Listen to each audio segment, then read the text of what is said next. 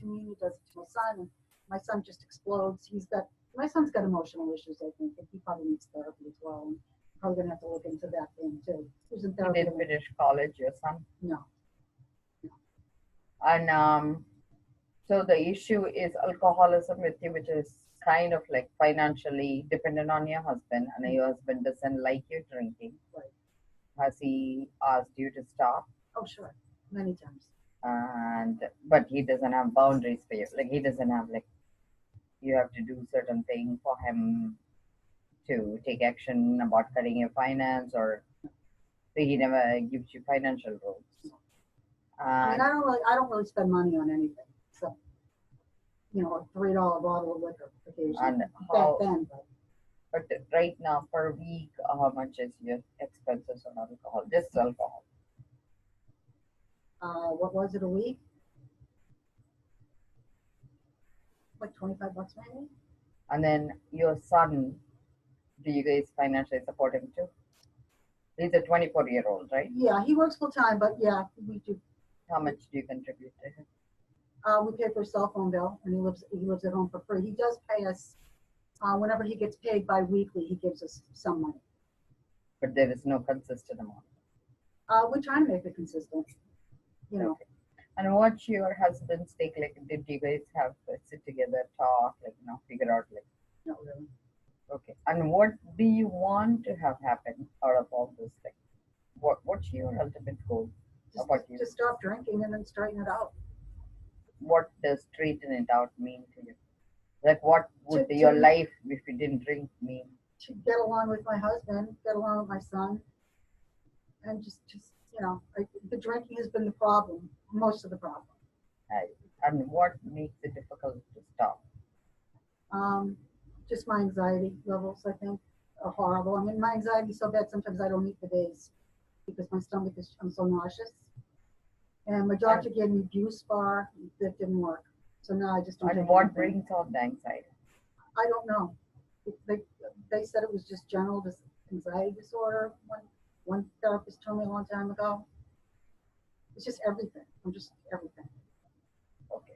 See, there are like two, three things I think is going on. One is like you're not able to stand up for yourself, right? Like so you need to do like social skills, like maybe cognitive behavior therapy or something that would allow you to express yourself.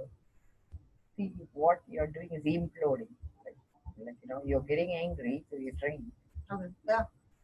So instead, you need to tell your husband, like, take some time, spend some time with him and say, like, no, I would like to work with you. What are some rules? Like, like, Okay. because you want to be proactive. To be fair to him, he does support you. He does, Like, absolutely. so, Right. so, like, but at the same time, being spoken down too is also tough. Very And, tough. And he does. And he's a real intelligent guy. And he's very arrogant, I guess is the good word to use. and at what point is behavior started affecting you? I'm sorry? At what point you started like saying I don't like the way he talks to me? At what point? Like after marriage? You're married 20 years, Yeah. you said, right? So at what point it became difficult for you? Because we can only fix you, not him. I would say probably the last 8 years. So why you never spoke up? I do, but because I drink, he just doesn't pay any attention. That erases all credibility. This is probably the best way to say it. I see. And 8 years ago, is there any specific event that happened that made it stick out for you? Why did you pick 8 years? Something happened like 8 years ago that kind of stood up. Well, I mean, I think it's on and off for 8 years, but when I quit my last full-time job 5 years ago is when it got 2013. This is when it got really bad. So it's financial stress and a drinking habit together. Yeah. It created more of a friction. Yeah, and it got really bad. Well, let me say 2013 when I quit my job. I had a full-time job. And because you didn't have a distraction, this became your focus of issue because you didn't have something to keep you Right. not thinking about it. Right. Because I feel like that you need to fix you first before you can even ask for your rights. Because if you don't have self-respect inside, you're not going to stand up. So I think what you hold of yourself is always small than what you project to be. And because you're coming across big, but inside you feel small, people can pick up on that and they can try to hurt you more because inside you already feel crumbled. So I think sometimes we hear them with pain. That is another issue we need to work on.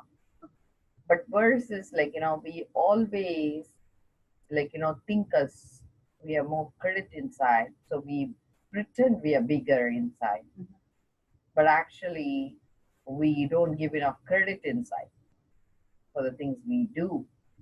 So you need to put out a tally sheet saying what is the way you are contributing to the family. So you are saying right now, I don't make money and I drink, so I'm entitled to be treated this way, right? That's what I'm hearing. But maybe that's not true. Maybe you are contributing in another way, but you just have to figure out what is it that values he values to give you money. There is something he sees in you that you're not seeing. Maybe. So that's a conversation to bring out because you say, hey, in spite of me screwing up, what is that about me that makes you trust me? Yeah, I mean, he's scheduling a vacation for us in August. So which means he values Yeah, I mean, you, he right? wants to go down to New York City and see a concert. And it's not going to be cheap, but he's making all the arrangements. He wants to go. And I think, why does he still want to do stuff with me? So maybe Which is that's what you're the saying. space you're not even paying attention to. Because see, when we are so hurt, we see only the pain around us. But whereas when we are in love, we see the love everywhere. So there is something you're missing, and we need to balance that. That's all. What you're putting out is bigger than you. Mhm. What you're placing inside as bigger is actually not that big. Okay. So we need to figure out what is one thing that I can chop down outside. What is one thing that I can grow me. Because you're small here and you treated small here. So it's like the opposite, right? Yeah. Like what you're getting is smaller than what you imagine you should get. Okay. But versus what you're seeing as small is being treated bigger.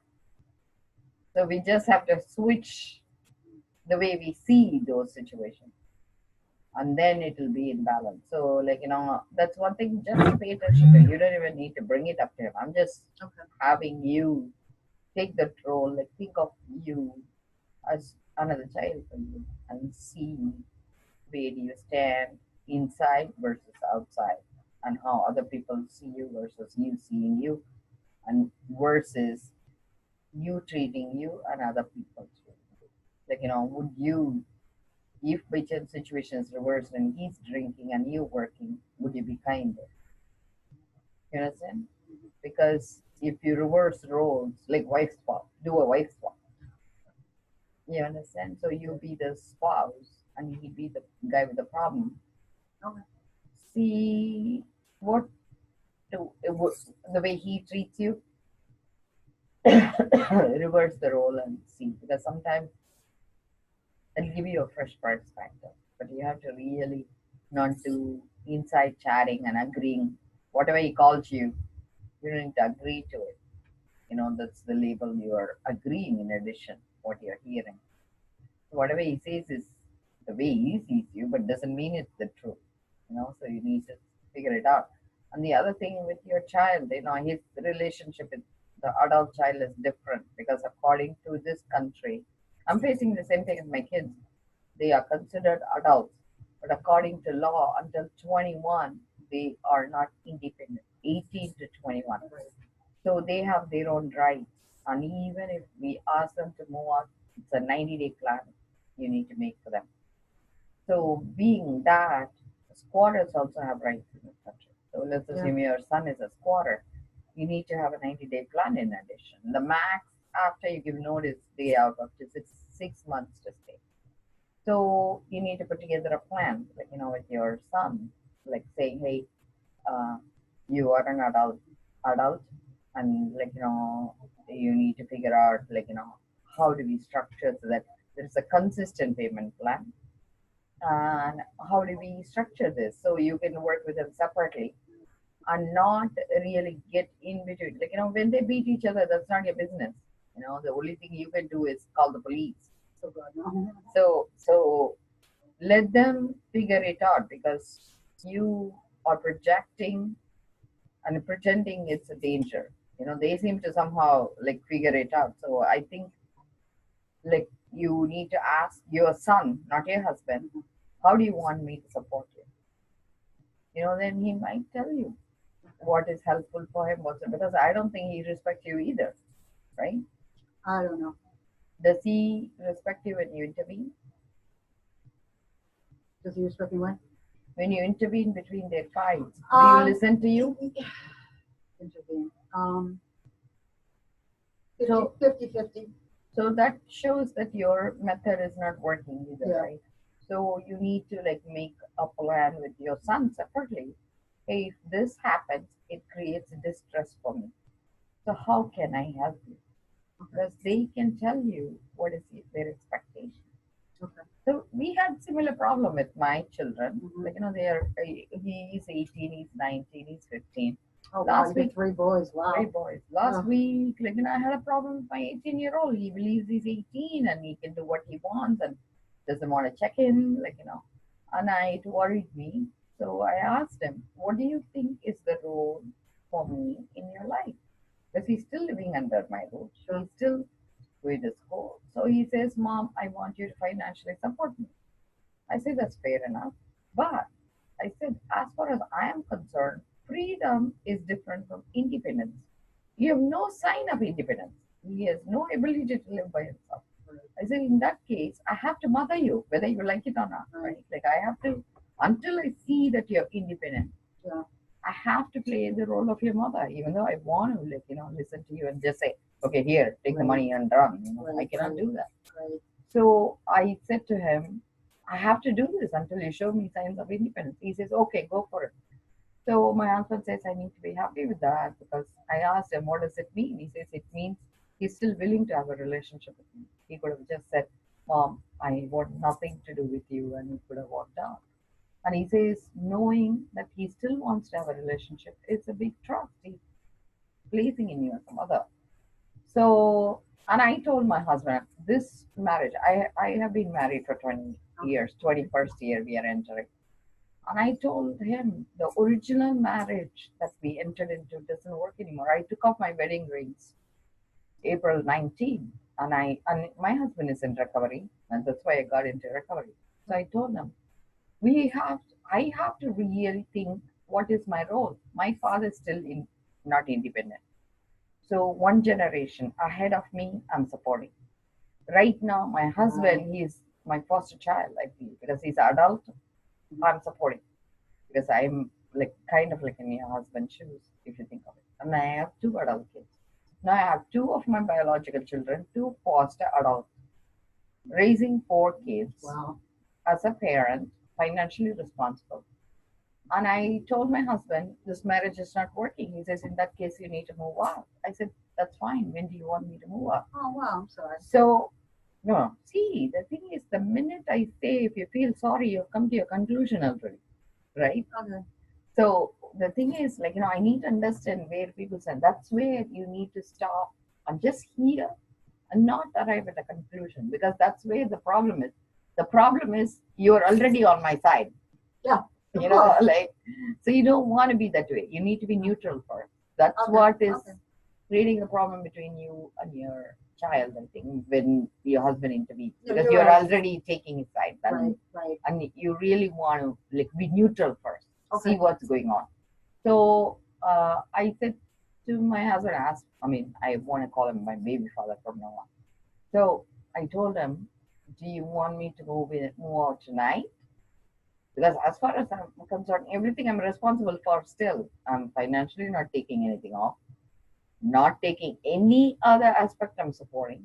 But the original marriage is not working, because I still have to take care of them, whether I like it or not, and I'm willing to take care of them. Yeah. So he says, if you go to the court, there will be consequence. You have to move on. If you don't go to court, you can stay here. So I'm trying to fathom what is the paperwork for him? What does it mean? So I Yeah. told him, do you want me as your business partner? Like, what exactly the marriage means to you? Yeah. He says, I want you to be my everything. Even though he wants me to be everything, he cannot be my everything. So I'm like saying, how is it played now? So it's so interesting how each one is acting. So I'm trying to say, okay, what is my right? Because they told me the police, I actually just wanted to figure it out, and I contacted the police department to say, what is the role with adult kids? And they said, if I transport them against their will, I'll be arrested for kidnapping. Oh my God. So they have rights. But at Yeah. the same time, if I don't put food for them, it's considered abandonment and I'll be arrested. Hmm. So, but they are asking me to leave.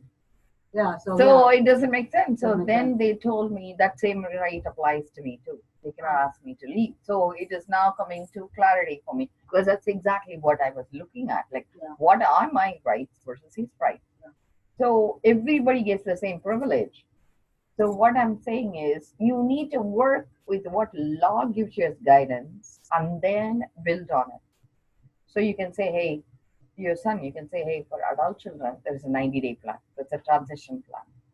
So let's have a 90-day plan and let's readdress every 90 days. You understand? Yeah. So this creates more clarity and you can see whether he makes progress there. If you never have a paperwork, how would you even There know? never has been a plan. It's always been like fumbling around So, in the so dark. what I'm saying is, make a plan for all three of you guys. I gotcha. So that way, if we can, your plan is to quit drinking, you can show your husband whenever he yells at you, hey, look at me. This is my plan, and I went in and I did this. I stopped drinking on the 6th, Right. and I got into the treatment on the 23rd, and here is my proof. So he doesn't need to treat you right. You know you're doing better, right? Right. So your plan. And Okay. same thing, because this is your biological child, your relationship with him, keep it separate from his relationship with this Mm. adopted father. So then that creates a better plan for you, Okay. right? Yeah. So at least if you have two things working, then his behavior automatic. The minute you reset your behavior, he'll mirror you. Okay. Because people cannot live with them being smaller than you. So he will grow. Mm. See, when you grow, automatically they grow, because they're by law, people don't want to look humbled or humiliated with the other person. So he would be mandated by your behavior to grow. Even if you're healthy, he will catch up with you. So I think once you address your issue, everything will fall into place. Does it Okay. make sense to Yeah, you? sure. So, and even otherwise, you're going to be happy. Even otherwise, even if it doesn't fall into place, even if your son doesn't fall into place, say you always are getting a 90-day plan. Always. Okay. Okay, so we can address this. Every 90 day we'll readdress it. We'll say what was the progress you made. And we can do like 3 plans. 90 days the long term plan. Mhm. Short term plans every 30 days. And acute plan, subacute or acute, whatever you want to call it, 7-day plan. So every 7 day when you come in, you'll have readdressing this issue. And then 30-day. I recorded our session and it will be online. Since you are not going to show your face, you will be able to know who you are. But my channel is called healnow.tv. And what is one code word I can use? It will be recovery coaching. I'm a recovery coach. What is one word that captured your attention in this talk, so that when you look for heal now and that code word, keyword will come up? What word? Like, what is one word? Like, what is this whole session that made impression on you? Like, let's say, you're getting one word as your mantra, to anchor all this in one. Probably to remain neutral. Neutral. Okay. Yeah. Okay, that's good. That's a good place, actually, not coming into conclusions, because that was a big deal. That's what I'm taking right now. Yeah, because neutral means you are actually doing nothing either. You are doing something. You are being very proactive. Proactive is another good word. Yeah, but not coming into conclusions, a healthy state. Because proactive, you already are. Doing work on yourself itself is proactive. Yeah. But not coming into conclusion really set me free. Okay. Because emotion, otherwise, I was getting very tangled. and it hurt me, like, because I was hearing things that was not being said. Mm. And so like sometimes it felt like the other person was not caring, but that is not the case. And people sometimes raise their voice. One thing I found is because they cannot hear themselves. Yeah. Sometimes people tend to have loud voice when they have issues hearing. So you can always say, "Hey, honey, did you hear me? Do you have problem hearing me? I saw you raise your voice." And sometimes I wonder whether you could hear me. And so, like, he sometimes people ask, "Oh, I didn't hear you. That's why I raised my voice." So, and also give them a way out because you don't want them to look stupid either. Oh, So, yeah, yeah, yeah. so just, be the mother you need. Well, thank Did you. it help you? Yeah, sure.